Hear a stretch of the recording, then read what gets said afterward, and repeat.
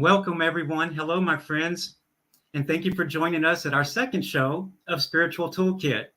My name is Brock Ford, and I am your host. And joining me on my team today are producers Reverend Michael and Peter Millar, and a shout out to our network founder and director, Mr. Robert Brzezinski. Thank you all for helping me put this show on.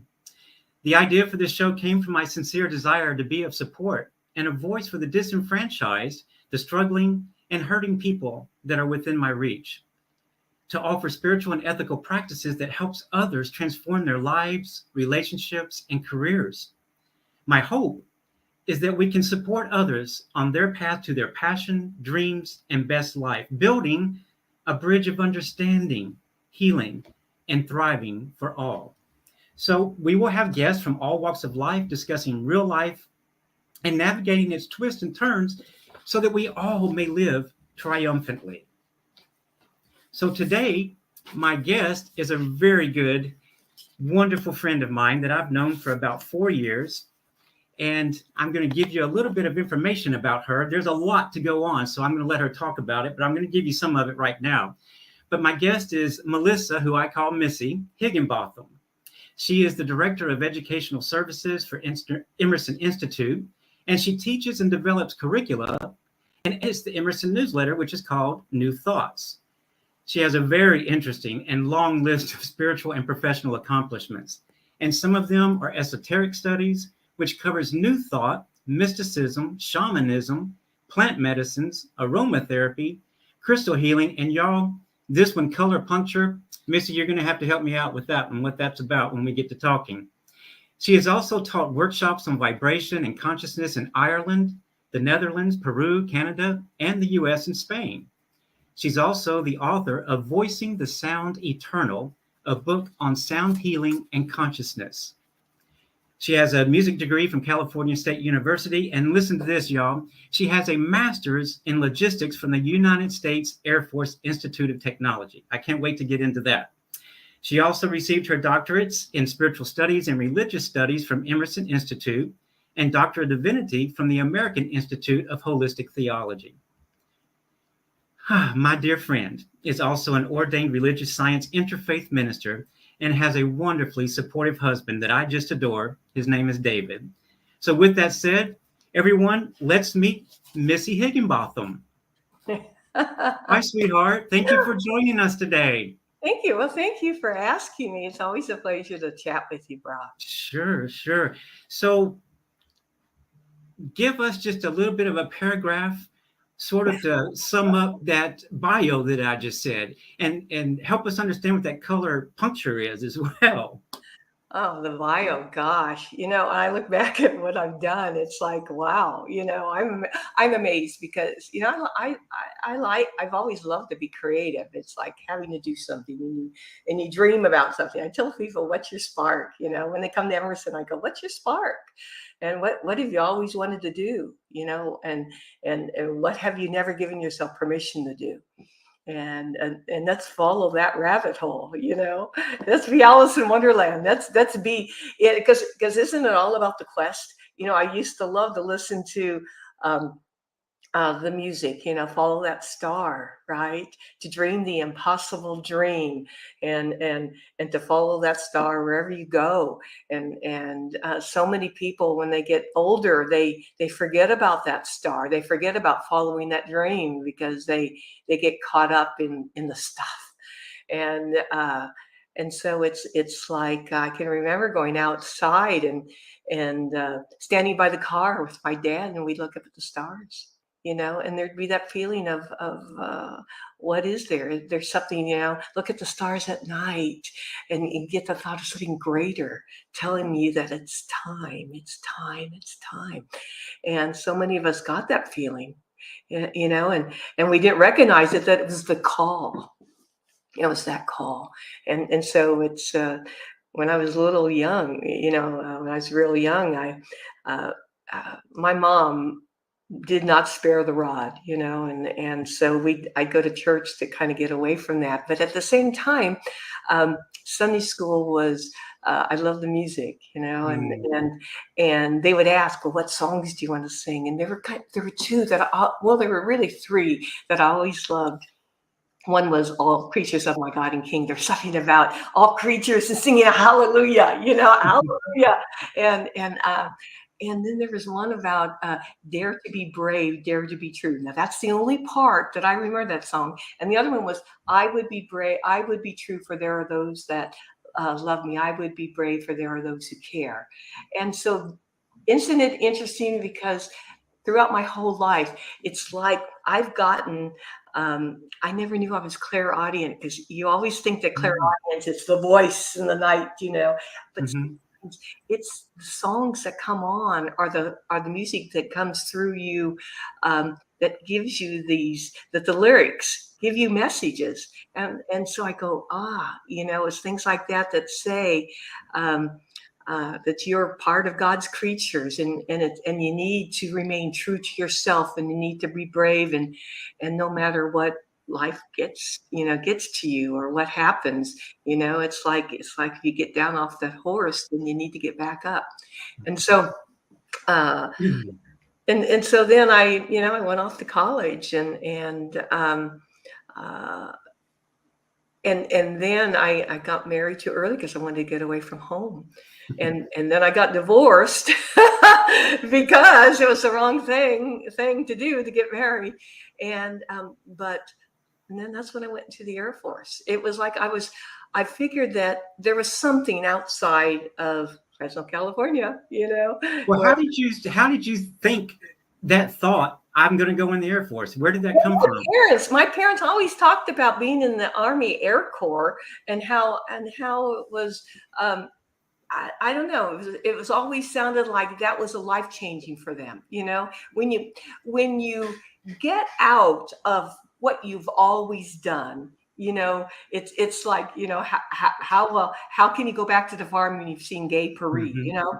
If when you get out of your cage, when you get out of all the box, the square hole and the square box that everybody wants to put you into, and you go somewhere different, and you see that there's something outside of your own small purview, then it's exciting. It's, you see different people try different foods. You see something outside of the 25 miles around your farm.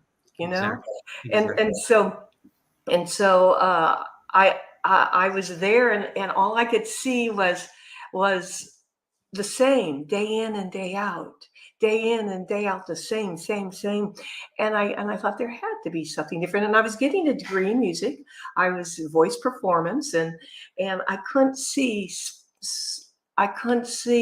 just doing the same thing day after day. And I was vocal director of a dinner theater. I had a kids group that was on TV, but all I could see was doing the same thing day in and day out, day in and day out.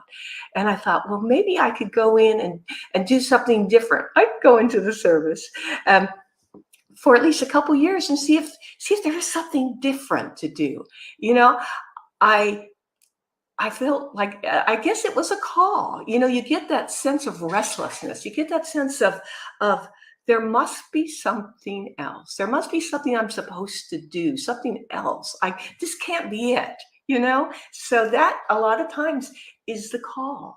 And the hero's journey that Joseph Campbell talks about, the starts out with something like that. It's that there must be something else, and so you go out searching for yourself, searching for something else, searching for something different. Sometimes people never do, and then they wonder later on, well, what if I had all the what ifs? And I didn't want to have, when it was time for me to leave the planet, to have that what ifs, and and and because that's what gets dispiriting, and that's what makes you sad. Mm-hmm. That's what makes you depressed, because you've essentially given up your own sense of power to something else, to something what other people have said that you should be or not be. You that, and that, oh, your ideas are weird, Missy, or your energy is too big, Missy, for us, or you're too loud, Missy, for us, or you're too different.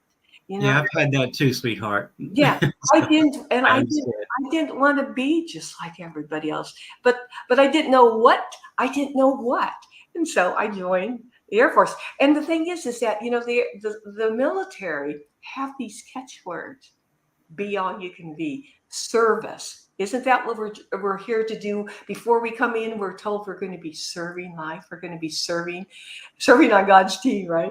And and Exactly. and there's and other things about community, right? Brotherhood, sisterhood. There's all these code words, and so we're searching for something that we've been encoded to do. And so I went into the Air Force, and here I thought I was pretty liberal because I was from California, right? And I love Berkeley. I had an older sister who was at Berkeley, and that was the time where you're burning your bra and everything, right? And then I went to South Carolina. Now, South Carolina in 1983, it was like holy moly, and found out how conservative I really was, because I was one of the first females going into the service at that time in that period of time, and it was like, oh, golly gee whiz shuckins darn, And so it was a very interesting time.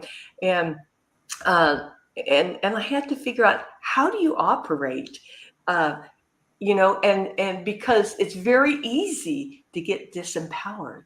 And Mm-hmm. so I would find myself, when people would say something to me, like, you would feel disempowered because you would say, why do they think that? Or why would they think me being married, why would I want to do that? You know, Right. you'd be surprised how many people are thinking that you're that you're Yes. that you're willing to walk out with them even though you're married. Ex- And so I'd be looking at myself thinking, what gives them that idea that I would do that? Thinking it was me. And so you learn, as you go along, that it wasn't me, it was them. It was their Exactly. perception. So you learn a lot of spiritual lessons, no matter where you are. And but I got to learn a lot of issues around power, about Mm. empowerment, and about how to operate in no matter where I was. I got to learn that, and it wasn't always easy. I would go home and think, okay, since I would think to myself, okay, if I feel disempowered when they say this, I need to make sure that I have this thought. Uh, One of my thoughts was, finally, I would say, oh, well, thank you so much, but I'm into quality, not quantity, and the look on their faces would be, Uh-huh. you know, and, but I can remember going overseas, and I was and my mom and my parents now were in religious science practitioner training, and mom sent me. I had the Prospering Power of Love by Catherine Ponder, and I had the Science of Mind textbook, and I took them with me and things, and I remember reading about the word blessing came to my mind. So Mm. I had that in my mind, and I was reading a lot of science fiction fantasy, and I was reading a lot, and there was a lot in there about the hero's journey. You didn't always see Mm. it as the hero's journey, but it was sort of like Star Wars, but in the beginning, where you always had the hero, and they would go out and do something, and then there would, bad things would happen, and they'd be beaten down, but then they'd laugh or something, and the bad guy would disappear, and he'd be given it, and the guy would be given a gift, and then he'd go home, and it was just and you could equate it. You could see the spiritual gleanings from it, and I would read that, and then I would read the textbook at night, one page at a time, but what was really interesting is I can remember having an issue with this person, and and I can remember my colonel telling me and saying, "Missy, you need to be nice to this lady."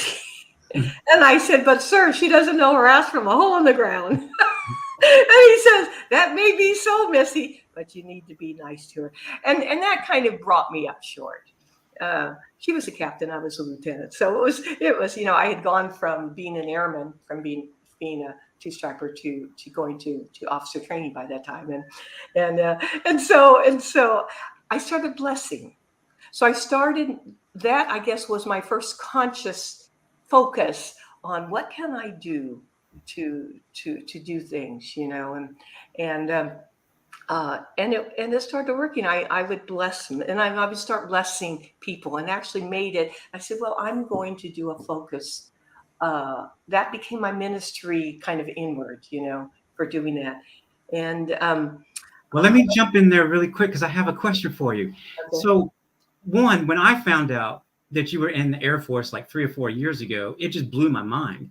And it was like, wow, I just didn't see you doing that. And then now that I've known you these years, I can definitely see that. And that was your ministry. That was your first ministry, sort of, was Mhm. being in the Air Force and what you did and how you were able to cope with the challenges that you had. Which brings me to, how did you get from the Air Force to Emerson? Was that the next step? No, I found I liked being in charge of all those men. Well, of course you did. I can see that. Well, it was training in stepping into one's power and how to use power without abusing power, Mm.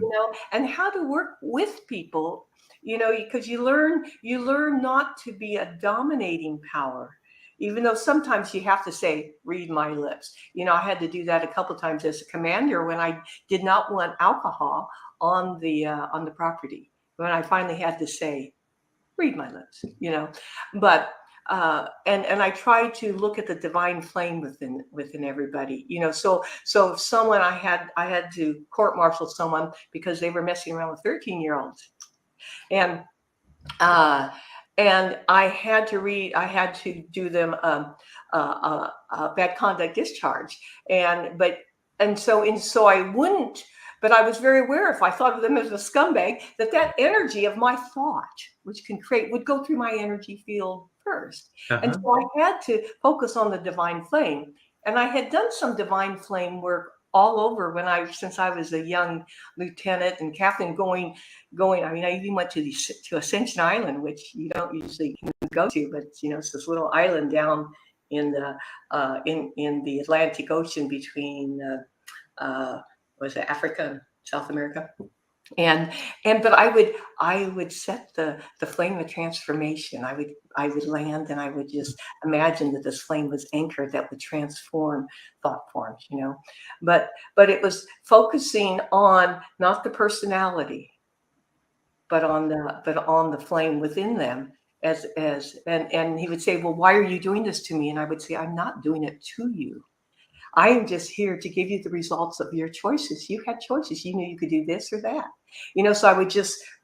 So I was trying to teach a different way of leadership, Mhm. you know, and be fair and just, you know, and so that was, and so when I finally retired, I finally ended up retiring out of the Pentagon. I was at the Pentagon and I was in Washington D.C. area during 9/11, and then I was on the Joint Staff, and I was responsible for the donations going into Iraq, and the policy and writing and doing a lot of stuff up there, and so I then went and became the liaison for the commander for U.S. Transcom, and the DC, for him and for the Washington D.C. area, and then retired in 2016. I had a dream. My dad said, "You need to get out of the D.C. area. Things are gonna happen." And so I retired, and then we finally left in 2019.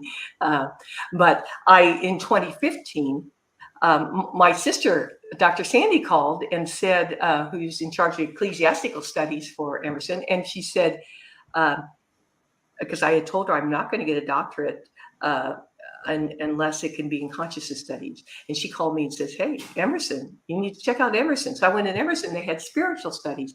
So I got hold of Angie, and Angie had been a family friend for a long time. And And Angelo being the uh, founder of Dr. Angelo Emerson. Costello being the president of Emerson Theological Institute. And the spark happened. I was doing 4 classes at a time. I had one book in the bedroom. I had another book in the living room. I had one in the bathroom. I had one in the kitchen. Because what would happen, I would read one, and then while part of my brain was, let's say you're reading the textbook, right, and you want a break, so you might read the Lost Mode of Prayer. You might read something that's a little bit lighter, and then you might read something that's maybe Prospering Power of Love. Something that's even a little lighter. Mm-hmm. And so then when I was doing all the homework, I was sending in like 4 classes at a time, and and so I did my practitioner work. I'd been doing Science of Mind for years. Mm-hmm. I carried the stuff with me. I was doing science. I was doing practitioner work without being a practitioner because I followed the 5 steps because my parents were religious science practitioners and then ministers, RSI, and so so I knew how to do it, and I had taken it into my hands-on healing work, which I did for many years, and sound healing, and. And so I did that, and then became a practitioner, and then became a religious science minister. It all seemed so natural, and it just went bam, bam, bam, bam. And I went home to California to see family. Went up to see Angie in Oakhurst, and I said, I want to work with Emerson. He didn't believe me, and then a year later, I started writing classes, and he started approving them, and then. And then I just started sending them classes, and that's how it all started. I started sending them classes, and then people started wanting to take them. And you can really only teach your own class. You can only you have to develop classes. Right. Well, it ended up on now I've developed over 70 classes, and I've revised a bunch more. And by that time, I guess I'd proven myself, both in consciousness and in what I was doing, and people were wanting to take the classes, and so that's kind of how I got to Emerson. It was like I told Angie, but so many people want to become teachers at Emerson, but the thing is teaching the long distance is you kind of have to start out with building your own classes. Mm-hmm. Well, speaking of that, I know that from our discussions, because Missy and I get together usually, we haven't lately, but usually we get together about once a week and we talk and we go over things together. But I know from our friendly discussions that transcendence is a big thing for you, and a big part of your ministry, and that you even helped me do a talk and a meditation about transcendence. That I am love, I am truth. Can you go into a little bit about transcendence and sort of go from there into the Hermetic practices? Because transcendence I know about, but maybe some of our viewers don't. But I don't know anything about the Hermetic practices. So, well, I don't really want to talk too much about Hermetic practices because it's too big. But give us what it is. Just that's all we need. Well, Hermetic practices were originally based on Hermes, but you're Hermetic practices are I don't really want to go into that because talk about transcendence. It's a whole system by itself. Hermetic practices could be the Kabbalah, it could be Tarot, it could be it could be the Kabbalion, it could be there's some of the mind, some of this, and see, the thing is that some of the consciousness behind the Hermetic practices is the same as science mind. There is only one God, and you're connected to it. And that you have your own direct connection to the divine. Another part of Hermeticism is that involution, evolution, that there is the energy coming back, that the divine sends out, and you can call it God, you can call it whatever, and it sends out the energy here in order to create. And then evolution is when it's the breath going back to the divine, the in-breath and out-breath of God. The law of gender is another Hermetic principle, So the practices of Hermeticism is based on, you see, the Hermetic principles. That's why it's every that's like saying, talk about Christianity, you know. Oh, okay. You see what I'm saying? So you have Hermetic principles, which are involution, evolution. You know, the part about the oneness. You know, the law of gender, that there's female and male, and you have to come into harmony and balance. You know, the polarization, the law of polarity. So those are all having to do with Hermetic principles, which everybody, different organizations have their practices built on. Do you see? I see. That's I see. why I can't tell you about the practices. It's too big to talk here. But now transcendence. Well, hold on with transcendence for a second, because I'm getting a note from my producers. They want to take a break. Oh, So, absolutely. We can and then take we'll a come break. back and we'll talk about transcendence, because I know you love to talk about that Oh, too. yeah, yeah. So everybody, we'll take a quick break, probably about 2 minutes, I think. And we'll be right back in a moment with Reverend Dr. Missy right here, y'all, on the Spiritual Toolkit on New Thought Media Network. Don't go anywhere. We'll see you in just a few minutes.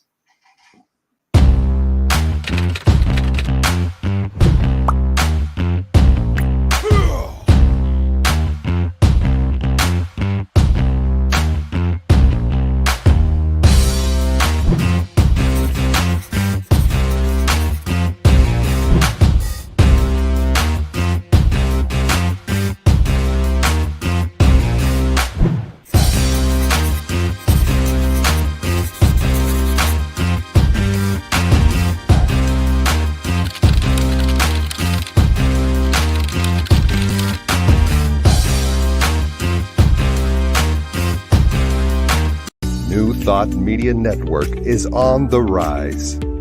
We're looking to grow with you. Do you have technical media experience, or perhaps a desire to learn?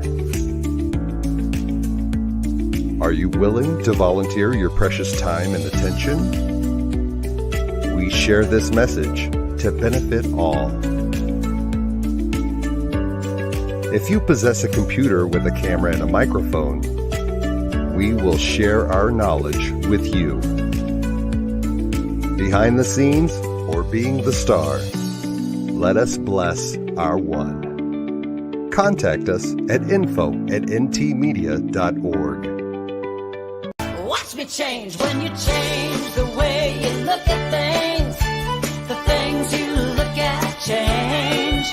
When you change the way you look at things, the things you look at change. When you change the way you look at things, the things you look at change. When you change the way you look at things, the things you look at change.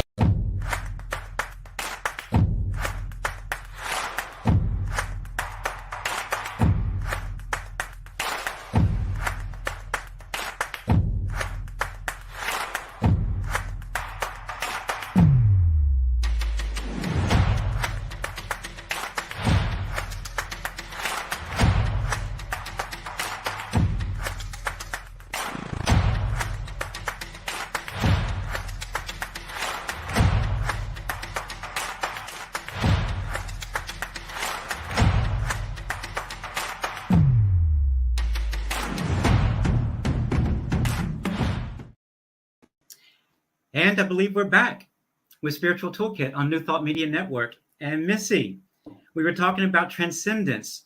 Yeah. And you Let's go into that a little bit.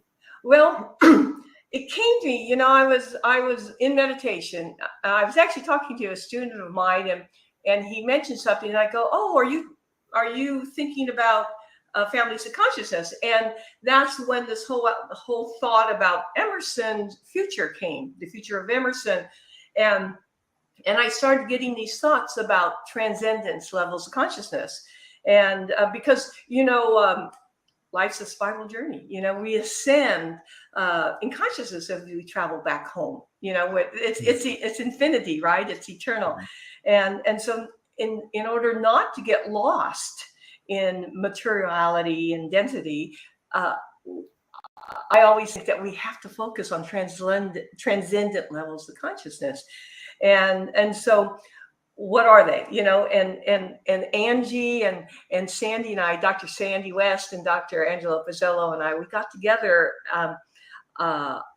and we started thinking about, I had put some down in a circle, what those aspects or facets of mastery are, states of consciousness. Because on some of them, you'll see in different areas, in religious areas, you'll see that you think they're aspects of mastership, but there's really results of the aspects of mastership. Results is what you said? Yeah. I mean, like judgment is not an aspect of, that's a result of something. It's not an aspect of mastership. It's not, I don't get to be an expert in, I guess I could become an expert in judgment, but, discernment is a higher level of Yeah. would say. And so it's, so transcendence is moving, and I wanted something that we could focus on to get people from a state of becoming to a state of beingness. Mm. In the old mystery schools, it would be saying, can we get them from the outer court to the inner court? Mm-hmm. And so we developed a wheel that, and then we developed I am claims, I am the frequency of the divine emanating out and touching all with, and it was called the transcendent I am, Okay. Developed. And it's and our 12 areas are love, grace, truth, impeccability, trust, reverence, freedom, authenticity, integrity, enlightenment, harmony, and transcendence. And see, things like integrity isn't all about, a lot of people think, integrity, that's sort of like, being honest or something. But I used to have dreams and I would be, because a lot of them, since I went around in the military and I was always on the move, I never had external teachers so much. They were all in the dream state. And I'd be told that integrity is staying true to the core of who you truly are in truth. Yes. And it's like you have this pillar, what I call the God pillar inside. You have the spark, the God spark here. And if you allow that spark to get bright, you could breathe into it and allow it to go down to the earth and anchor as a pillar in the earth, not these little rootlets that people tell you about, but anchor a pillar and then anchor up to your thought of eternity, and then that's what I would hold on to, that was my pillar, my God pillar. And if you stay true to that pillar, that integrity, that energy, that frequency of the God source. I mean, that flame is a divine flame. That's what's animated you. It's sometimes people call it the Christ flame, the divine flame. It is what it is. God is, God is, God is. So you stay true to that impeccability, and that makes you authentic. That's your authentic self, and that's where the love emanates. And when that goes out, that's what radiates. That's what radiates as your field. Yes. And that's what makes everything new. That becomes the vibration of truth. And it's not, and as a result of the vibration of truth, which you are and radiate, you don't lie. It's not the other way around, that because you don't lie, you are truth. It's because you are truth with a capital T. Yes, ma'am. So how can someone get started? Like, say that someone really wants to be more present with themselves and with the world and to transcend, their challenges, their grief and things of that nature. What's some steps that people that don't know maybe what we're talking about so much, maybe this is their first experience with it. You and I have been in this, and matter of fact, you taught me about transcendence yourself. So thank you. But what's some steps people can take to move towards that? One of the first things that I was doing back in Ohio, back in the 80s, during the New Age movement, crystals and everything, medicine wheels, aromatherapy, and drumming and aromatherapy. Oh yeah, you give it to me. I loved it. It was like a candy shop.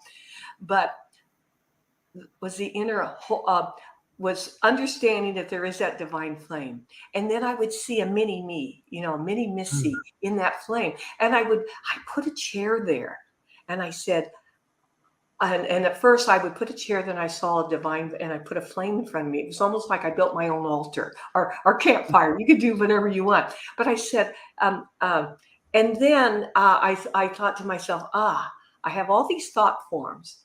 If that's a divine flame, then let me take these thought forms. I would go like this, kind of in my energy field, and I would throw them into the flame. Here's all the resentment, the anger, and I would just throw them into the flame. And then with my creative imagination, I would see it explode into like white light, and I called it the divine light, the Christ light, whatever. It is what it is, it's the light of transformation. So I would put a flame there and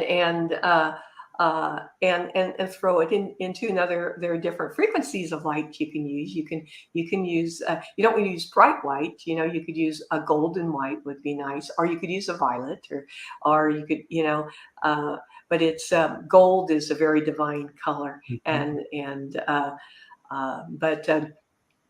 But you can and see it. And then the next step I said, well, let me put the flame on the altar, and I called it the eternal flame. You see, and then I built.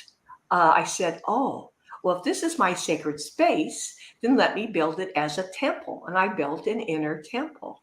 You see, and so that's what I did. And then when I would do invocation work, like I am the light, or I am this, because what you say after I am, you're calling on I am is your Christos authority, is your divine authority. You say it down through your heart chakra, and you are naming yourself as whatever you're saying. Right. And so I would do it here, and that was a toolkit. That was in my toolbox, of doing that. And but that the flame work really helped me, and it also helped me with staying centered here, because it's so easy to go out of body, to go somewhere else, and you need to stay present in your body. I had a teacher that told me, they said, Miss, if you don't stay in your body, you can't ascend, because it's your, and I go,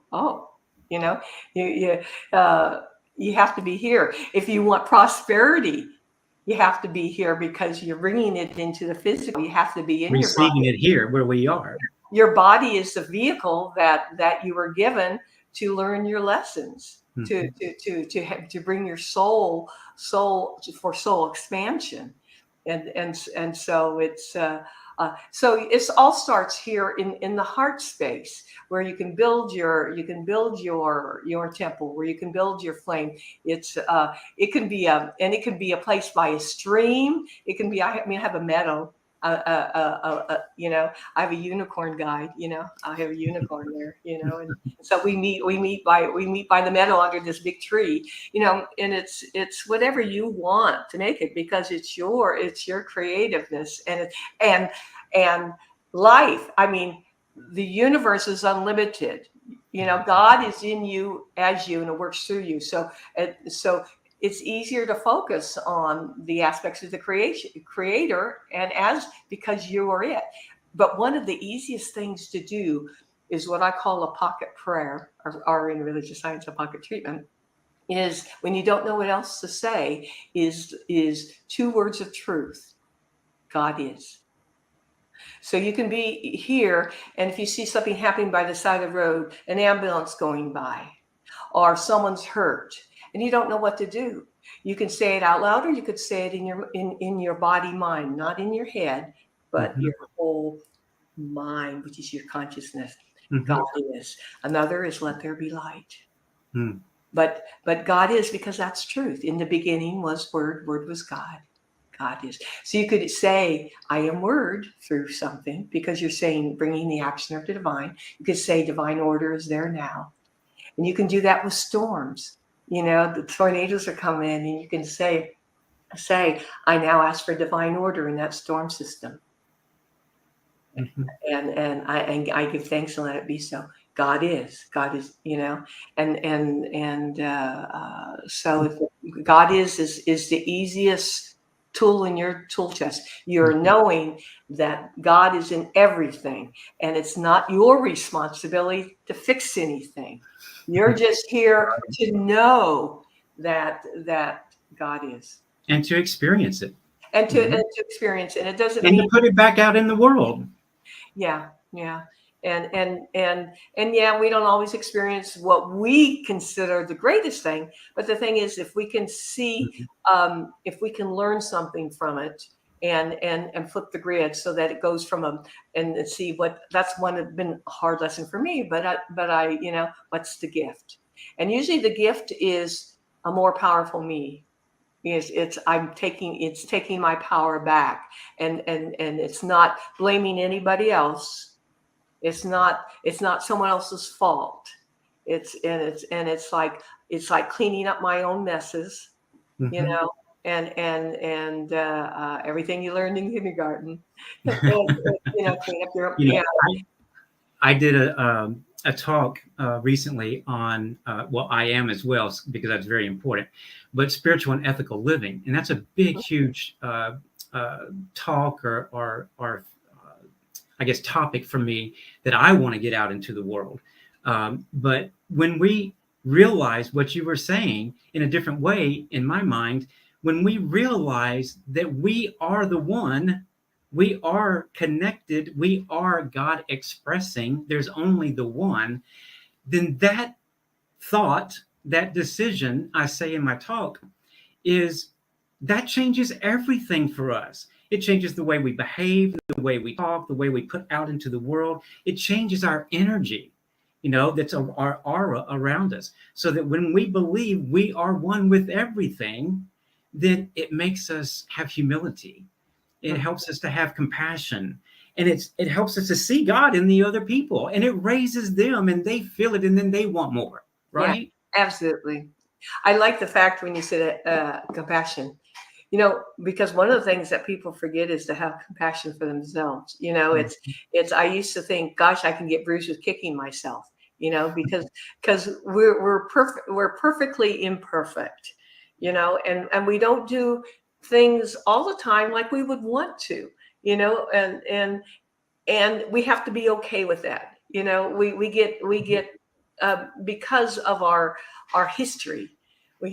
We have to let our history go. God is through our history, and we have to say, okay, God, take the history. Take the history. It's let it go, because it is what it was. And it's made us what we are today. And we have to realize that we have our level of understanding, we have our level of love and compassion in this moment, Mhm. and just because of all the lessons we learned. And God, I wouldn't want to go through it again, but a lot of the stuff. But But you came through it, and you came through it well. and I understand situations and people where they are a lot better, and that's good. And you can, and you don't, it's easier than to go from judgment to discernment, to saying, okay, it's okay, you It know. is. It It is. is, yeah. And And my not mentor, Martha Creek, responsibility for them. exactly. My mentor, Martha Creek, says something to the effect, and she says it different ways for different reasons, but something to the effect of, sometimes I am, sometimes I'm not, or sometimes I do these things and sometimes I don't. Hmm. But the point is that when we can remember to connect, when we're maybe in a reactive state or a sad state or a depression or something of that nature, or something has just happened, when we can remember those steps of the transcendence will, I am, we can change the script, and it changes our heart, and it changes our aura, and it changes the people around us as Yeah. well. So, Hmm. but it's really hard, because I slip myself, and it's, I can react like that. You can ask Peter, but but I can react, and then I go, oh, I'm reacting, and I Hmm. remember that transcendence, and what is my love, and what do I want to put out right here, Hmm. So, um, one thing I want to know before we go, we've got about 6 or 7 minutes left. Give me just a brief description, because I want to ask you a couple more things.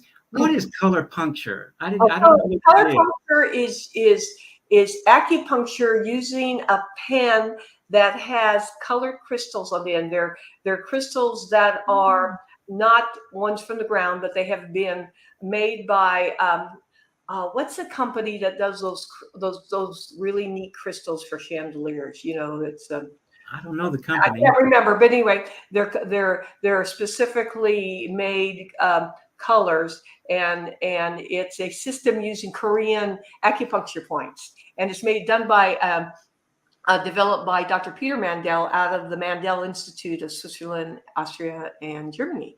Mhm. So that essentially, in a nutshell, is what it is. It's Thank acupuncture in color. Thank you. I mean, I was trying to figure out what I Yeah, thought. Swarovski. That's it. Swarovski. Swarovski. Very good. Thank you for sharing that. And then I've got 2 more questions for you, and I think that'll take us out. Would it be okay if we discuss just a little bit about our project together with Emerson? Oh, sure. Because let me just tell people really quick that Missy and Angelo, as I call him, she calls him Angie. She goes much further back with him than I do. But Missy and Martha Creek and Angelo Pizzello, along with his wife Stella, completely helped me transform my life and got me into Emerson and on a new path and all those different types of things. And so I want to give back to Emerson because it's very dear to my heart, and I call these people my family. So we're going to start a project together, and I'm very excited about it. But Missy, why don't you want to announce what it is? Yeah. Well, Brock is developing, and he's some curriculum that he's been taking out and to different centers having to do with diversity, and so he's looking at different areas and starting to outline the needs out there of different centers, different organizations, of what type of diversity programs are required, and so what it's heading towards is diversity programs for Emerson. So he and I are going to be. It's going to be mostly Missy on the sideline watching Brock bring his dream into realization and manifestation, but the diversity programs, so that we can offer this to the community. And we don't know what it's going to look like yet, because that's one of the things. What does Source want? You know, what is needed out there? And so he's doing the research, and as he does the research, he's building the building blocks to support that research, and in order to feed the community. So that's what we're working on right now. Exactly. Thank you. And I'm so honored to be able to do that with you guys. And it just touches my heart. And I believe that through this diversity department, which also includes civil and human rights, it's not just the LGBTQ areas, but I truly believe it's going to help the students that want to take those classes, maybe because they're looking for transformation in their life. It's going to help parents and family members be able to understand and know what it means for their children to be trans or LGBTQ and things of that nature, and how to use spiritual principles to interact and to have a wonderful relationship with each other. So I'm very excited about it. We could talk the rest of the day about it, but at any rate, and I guess Michael and Peter, we're getting close, I believe. First, I just want to say, Missy, you're a wealth of information, and we just spewed it all out there today. And I hope people were able to grab some of it and keep it, because what you know inside of that beautiful head of yours just amazes me sometimes. But at any rate, so will you come back and let's go deeper, maybe into 1 or 2 subjects that I really believe would really help. And then as we get closer, maybe we can premiere the diversity department and things like that going forward. But at any rate, much love to you. I love you so much with all my heart. Thank you for being here. Thank you for joining us. And Michael and Peter and Robert, thank you as well. And so we're going to sort of slowly move on out of here. But thank you. And thank you to all the viewers that came today. We've come to the end of our show again. And Missy, again, thank you for your participation. Thank you. Thank you to Bob. all the viewers. And y'all, we're getting subscribers already. It's wonderful. So if you want to make sure that you don't miss the Spiritual Toolkit, subscribe on New Thought Media Network, and you won't ever miss that. You'll get email reminders and text messages too, I believe. Next week, we're actually going to rebroadcast our premiere show because I'm going to be a guest on Thought Leader Thursdays from affiliated New Thought Network. And I had that planned before we started this show. So we're going to rebroadcast the premiere show, which is a lot of fun. If you missed it, take a look at that. And then the following week, which is July the 6th, we're going to have a very, very, very special guest. I guess sitting just as much as special as Missy is right now. But my mentor, my god sister, Martha Creek, is going to be with us. Oh, that is good. Yeah, so I'm really excited about Martha being here. So at any rate, love to everyone. Missy, thank you, and give David my love as well. Thank you for being here. God bless everybody.